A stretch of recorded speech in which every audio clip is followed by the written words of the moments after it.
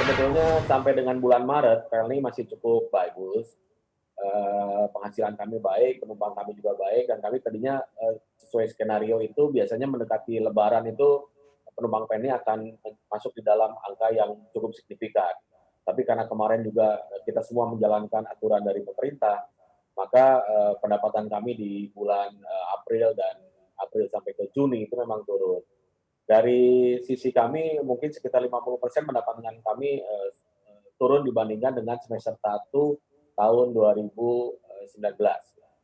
Dan apa upaya yang kami lakukan, seizin dari, Direktorat Jenderal Perhubungan Laut, kapal-kapal yang memang, kami hitung tidak bisa membawa penumpang karena pelabuhan-pelabuhan yang ditutup, akhirnya kami labuhkan di beberapa kota yang kami perkirakan cukup dekat dan cukup cepat bila kemudian daerah-daerah tersebut, dibuka lagi oleh Pemda. Jadi kami labuhkan kapal ada di daerah Jakarta, Surabaya, Makassar, dan di daerah Manado.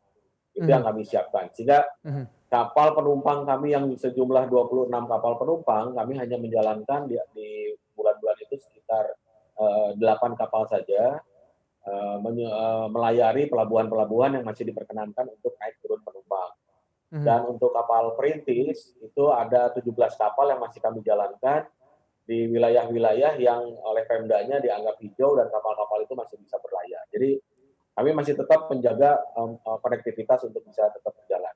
Termasuk untuk angkutan barang juga, Pak? Oh, iya iya iya.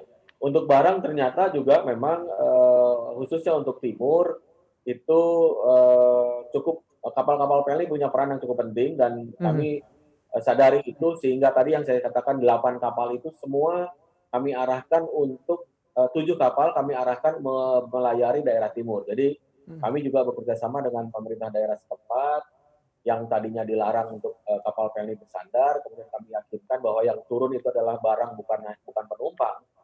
Mhm. Akhirnya mereka perkenankan dan itu, kami lakukan, pengiriman barang-barang kebutuhan pokok umumnya ke daerah-daerah, timur. Iya.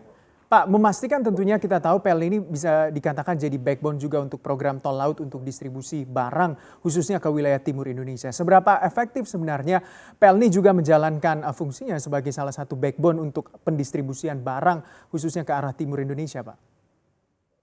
Baik, eee, memang kami menjadi salah satu ya, ada beberapa, perusahaan juga yang kemudian menjalankan, tol laut. Tapi selama, pandemi ini, selama semester 1 ini justru, kapal-kapal tol laut itu, menunjukkan angka kenaikan yang signifikan.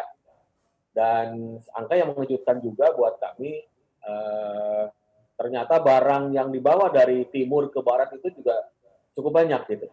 Sehingga, produksi kami untuk semester 1 2020 dibandingkan dengan 2019, itu ada kenaikan sekitar 30%. Asumsi kami adalah barang-barang yang dibawa melalui tol laut ini memang barang-barang yang dibutuhkan oleh masyarakat dan mestinya, akan memengaruhi ketersediaan yang ada di daerah-daerah sesuai dengan tujuan tol laut dan juga mudah-mudahan juga, berkaitan dengan, harga yang kemungkinan ada di sana gitu. Tapi kebetulan kalau untuk bicara harga, bukan kapasitas, saya untuk menyampaikan. Tapi dari sisi distribusinya saya melihat bahwa, cukup cukup signifikan kenaikannya di semester, 1 2020